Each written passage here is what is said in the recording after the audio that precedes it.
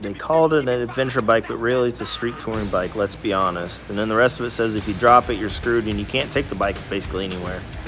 I don't know about that.